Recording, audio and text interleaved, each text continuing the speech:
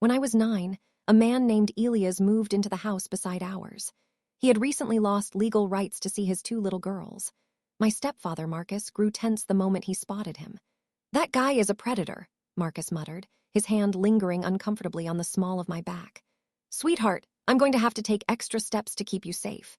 He flashed a strange, satisfied grin, almost as if he were glad a supposed threat lived next door. That night, Marcus set up a surveillance system. He claimed it was to monitor Elias, but the lens was aimed directly at my bedroom window. He began safety inspections every evening once my mother fell asleep. Sitting on the edge of my mattress, he would describe in graphic, unnecessary detail what men like Elias supposedly did to children.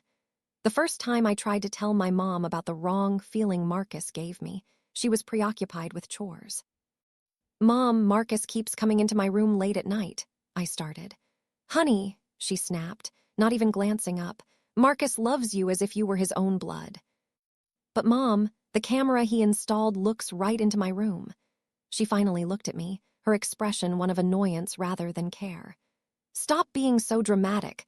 Marcus is a security expert for his company. He knows what he's doing. He's just guarding you from that creep next door who stares at you." She gave me a stiff, half-hearted hug and told me to focus on my schoolwork. Something felt off about her claim, though. Elias never actually looked at me. When the bus arrived, he retreated inside. When families passed his yard, he turned his head away. However, I noticed a pattern. Whenever Marcus took me out alone for treats or to a playground, Elias would suddenly appear to walk his dog. When Marcus bought me a tiny swimsuit that made me feel exposed and set up a pool, Elias chose that exact moment to scrub his car in the driveway. Marcus's behavior grew increasingly aggressive. The tickle fights lasted far too long. He insisted on bathing me because Mom worked late shifts. Everything reached a breaking point the afternoon Marcus cornered me in our garage. Mom was working, and he had been drinking all day. "You're turning into such a beautiful girl," he whispered, pinning my shoulders against the wall. "Let me show you something special."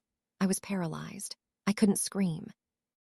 All his warnings about Elias flashed through my mind, but it was Marcus's breath that smelled of alcohol and his hands that were bruising my skin. "Sorry to intrude," a voice called out. Elias was standing at the garage entrance. "My orange tabby got loose. Mind if I check in here?" Marcus's demeanor shifted instantly, his hands dropped, and he plastered on a fake, neighborly smile. "No cat here, Elias. You should get lost." Elias stepped further inside anyway. "I'm certain I saw him dart behind those crates. Let me just look." Marcus's voice sharpened. "I said leave." Elias remained calm and unmoving. "I just need to find my pet."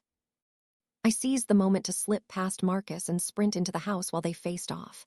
That night, Mom and Marcus sat me down. They claimed Elias was trying to tear our family apart and warned me never to go near him again, insisting I should only trust my stepfather. I didn't believe them for a second. All I could think about was how Elias had intervened. The following day, I found Elias walking his dog. The truth just poured out of me. "Marcus touches me." Elias looked at me sadly. "I know," he said softly. "I've been keeping a record of everything." He took me to the station to report the abuse. However, things went horribly wrong. Instead of listening to a child, the officers laughed. They looked at Elias with disdain. "Marcus Morrison is a softball coach. He runs a local charity. He'd never do that. You, on the other hand, given your record, it's clear why you're here with this girl." I tried to defend him, but a female officer led me away. She asked about Elias, not Marcus. No matter how much I explained, she didn't listen. They kicked us out after threatening to arrest Elias if he returned. The police must have alerted Marcus immediately. When I got home, he and Mom were waiting. Her face was flushed with rage as she shook me by the shoulders. "Do you have any idea what people will say? You could ruin Marcus's reputation." Behind her, I saw Marcus staring at me, his hand resting on his trousers. That night, he entered my room. I won't describe the details, but when he left, I was shattered. I lay there for hours, too traumatized to cry. Then, when the house was finally silent, I did something I'd never dared to do. I quietly climbed out of my window. I needed help. I limped across the dark grass to Elias' back door and knocked. When he opened it, my heart stopped. His 2 daughters were on the sofa, covered in fresh, purple bruises. Fear hit me like ice. Was Elias hurting them too? Had I run to another monster? The oldest girl saw me and jumped up. "Dad, is she okay? She's bleeding." The younger one scrambled over. She looks hurt bad, Daddy, like we did when Mommy. Girls, go to your room, Elias said gently. They hesitated. But Dad, she needs help like we did. Remember when you found us at Mom's and… Elias cut her off. Lexi, take your sister upstairs, I'll help her. As they went, the youngest grabbed my hand. It's okay, our dad saves people. He saved us from Mommy. Their words echoed in my head as Elias helped me to the couch. My legs were shaking. He wrapped a blanket around me and sat at a distance. I need to call an ambulance, he said. No, I cried. They'll send me back, Mom won't believe me, and the police think you're lying. Elias set the phone down. Your injuries need. Your daughters, I interrupted. Those bruises, did you? Their mother did that, he said, his voice hardening. She's had them for months. They called me crying 2 days ago, saying she'd been drinking and got violent. I drove 4 hours and found them locked in a closet. He pulled out a thick folder from a cabinet. I've been documenting her abuse for 2 years, photos, records, recordings. The court gave her custody because she convinced them I was the unstable one. He showed me photos of black eyes and bruised ribs. But you lost custody, I asked. She's a manipulator just like Marcus. She told the judge I was violent, and because I have a past, nothing with kids, but enough to make her story stick, they believed her. The room was silent as I pulled the blanket tighter. I need to record what Marcus did to you, Elias said carefully. Photos, notes will build a case they can't ignore. They ignored us already, I whispered. That was one try, we don't stop. He grabbed a pen. Start from the beginning, when did it first? A car door slammed outside. Through the window, I saw Marcus's truck and Mom's car. He knows I'm gone, I breathed. Elias moved with calm speed. Girls. Stay quiet in your room. He led me to the kitchen, away from the windows. They can't legally force you back tonight while we're reporting abuse. The pounding on the door started. Elias, open up, I know she's in there. Marcus's voice boomed. Elias didn't open it. She's safe, Marcus, go home. Safe, you kidnapped her. Open this door or I'm calling the police. Please do, Elias replied. I'll show them her injuries. There was silence, then Mom's high-pitched voice. Elias, she's confused. She makes up stories. Just let me take her home. She's not making anything up and you know it. Marcus's voice dropped to a threat. You have no idea who you're messing with. I know important people. I'll destroy what's left of your life. Everything you're saying is being recorded, Elias announced. Marcus kicked the door so hard the frame rattled. You're done, you hear me. They eventually retreated to their driveway, sitting in their cars to watch the house. They're not leaving, I said. Good, Elias replied. Let them watch. He handed me the notebook. Write everything, be specific. I started writing, my hand shaking so hard the words were barely legible. Elias made tea and went to check on his girls. An hour passed. I had filled 3 pages. How are you? Elias asked when he returned. Scared, everything hurts, he nodded. In the morning, we go to the hospital for proper documentation. Then we find a lawyer. Marcus says he knows people well, so do I, people who actually want to help kids. He sat across from me. I've been watching Marcus for months. The way he looks at you, the excuses to be alone. I started taking notes and photos. Like when he made you wear that bikini. I have photos of his expression and how he positioned that pool. Elias pulled out another folder. It contained months of observations, times, dates, and photos of Marcus leading me to his truck, my body language showing clear distress. Why did you do all this? Because I recognized the signs, the grooming, the isolation. My ex-wife did the same to our girls. I couldn't let it happen to another child. A knock at the back door made us jump. It was Mrs. Gable from down the street. I saw the commotion. Is everything okay? Marcus hurt me, I said immediately, and no one believes me except Elias. Mrs. Gable sat down heavily. I've wondered, the way that man watches you, how nervous you get. She looked at Elias. Is that why Marcus is sitting in his driveway like a guard dog? Elias explained the police refusal. Mrs. Gable's mouth went thin. Of course, Marcus coaches their kids and donates money. What do you need? I started sobbing. Mrs. Gable held my hand while Elias got tissues. We need the truth out, Elias said. Marcus will spin this as a kidnapping. Then we spread the truth first, Mrs. Gable said, reaching for her phone. I'm calling my daughter. She's a social worker in the next county. They won't have the same loyalties. While she made calls, Elias helped me finish my notes. Marcus's truck finally left at midnight. I slept on a mattress in the girls' room. Are you staying? The youngest whispered. Just tonight. That's what Dad said about us, but we've been here 2 days. Maybe you can stay too. I felt safer than I had in months, but I knew Marcus wasn't done. The next morning, Elias showed me the neighborhood social media page. It was full of posts about Elias luring me away and how I was a troubled child making up stories. They're believing him, I said. Some are, but look, Mrs. Gable is defending us. It's not everyone. A car pulled up. It was Mrs. Gable's daughter, Sarah, a social worker with a determined look.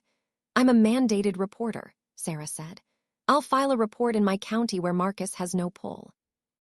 The next few hours were a blur. The hospital, where a nurse took photos of every mark. The police station in the next county, where they actually listened. But Marcus was busy too. By afternoon, he had convinced half the neighborhood Elias was a predator who had kidnapped his own kids and was now targeting me. Elias' phone rang. The school said his girls couldn't return, and his job suggested he take time off.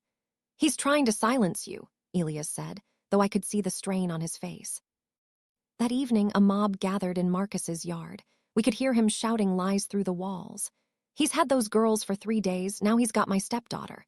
Elias closed the curtains. Dad, are they talking about you? Lexi asked. Yes, but remember, sometimes people believe lies because they're easier than the truth. Elias' phone buzzed with threats, give her back or things get worse. Good, Elias said, taking screenshots. Let him dig his own grave. But the toll was heavy. Elias was losing everything to save me. I found him on the porch later. I'm sorry, I ruined everything for you. Elias looked up fiercely. No, Marcus ruined everything. The system ruined everything. You did nothing wrong. We'll fight. Sarah called.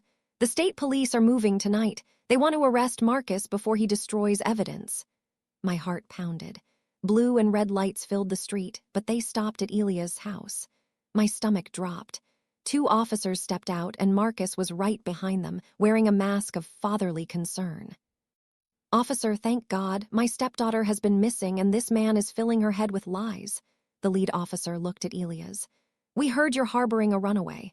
They're my daughters, Elias said, and this girl came to me for help after being assaulted. Marcus's face contorted with fake grief. See, he's brainwashed her. I'm a pillar of this community. The officers entered the living room. I'm not leaving these kids alone with him, Elias said, pointing at Marcus. The officers looked at the girls, bruises, and my notebook, but Marcus interrupted every time. She's dramatic. She makes up stories. We've been considering therapy. Elias pulled out his documentation. The officers barely looked. That's for family court. Right now, she goes home. No, he hurt me, I screamed. Marcus shook his head sadly. See how hysterical she is? Elias has her completely brainwashed. Sarah arrived then. I'm a social worker from the next county. This child has disclosed severe abuse. Marcus's mask slipped into anger for a second. More people he's manipulated. The officers remained conflicted. We have to follow protocol. She goes to her legal guardians. Mom arrived then, crying perfectly. My baby, I was so scared. She grabbed me in a suffocating hug. I struggled. Mom, please, he hurt me. Honey, you're confused, she whispered. Over her shoulder, I saw Marcus smiling. He had won. Sir, you need to stay away from this family, the officer told Elias. And we're taking you in for questioning. They dragged me out. I saw Lexi's hand against the patrol car window, tears streaming down her face. 2 children failed by the world. An hour later, Mom sat on my bed. Her face was cold. You almost ruined us. Marcus provides for us and you try to destroy him with lies. She slapped me. You're grounded, no leaving this room. If you tell anyone else, things get worse. She locked the door. Marcus stood outside. Sweet dreams, princess. We have all the time in the world now. The next few days were a nightmare of isolation. Marcus installed a lock that only worked from the outside. At school, he had already convinced the principal I was acting out. The counselor ignored my pleas. Elias had been warned to stay 500 feet away.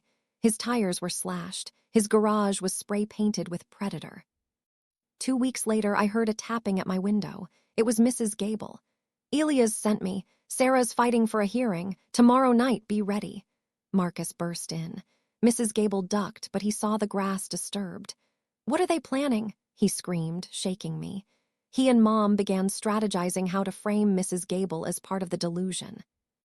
The next day, I was called to the office. 2 officers were there. "We found disturbing photos on Elias' computer," they said. "Photos of children, including you." "That's not true. Marcus is lying," I screamed. Marcus sighed. "I'm just trying to protect you." "You're the predator," I yelled. Mom pulled me down. "See, Elias has done this to her." That night, Marcus sat on my bed. "I own this town. I own the police. I own you." He reached for me. I screamed, but Mom never came. After he left, I found a note in the window frame. "Tomorrow, 3 p.m., be ready." Tea at 2:45 p.m. the next day, sirens wail. A fire had started 3 houses down. "Evacuate!" a firefighter yelled. As we filed out, I saw Elias at the boundary line. In the chaos, I bolted. Marcus chased me, but I reached Mrs. Gable's yard. Sarah was there with a woman in a suit. "Let her go," the woman said. "I'm Judge Hawkins. I've signed an emergency protection order based on hospital records and witness statements." State police arrived, not local ones. "Marcus Morrison, you're under arrest for child abuse and witness intimidation." Marcus sputtered. "I'm a pillar of the community." "We found the evidence you planted on Elias' computer," the officer said, "and your fingerprints on the drive you bought with your credit card." Mom rushed to his side. "This is a misunderstanding." Judge Hawkins looked at her. "Your daughter has documented injuries. This is not a misunderstanding." Mom looked at me with pure hatred. "You ruined everything." "No," Elias said. "Marcus ruined everything. You enabled him." Jeff was led away in cuffs. The spell was broken. Neighbors looked ashamed. "What happens now?" I asked. "Now you're safe," Sarah said. I talked to Detective Martinez for 3 hours. She didn't doubt me. While I spoke, they found the camera footage in my room. Marcus was denied bail. Mom was charged as an accessory. I was placed with the Nuyens, a kind foster family, no locks on the doors. Thomas got full custody of his girls. Marcus was sentenced to 25 years. Mom got probation and a permanent mark on her record. Healing wasn't easy, but I had a new family. On my 16th birthday, the Nuyens officially adopted me. Thomas and his girls were there, now my chosen family. I'm not broken. I'm a survivor.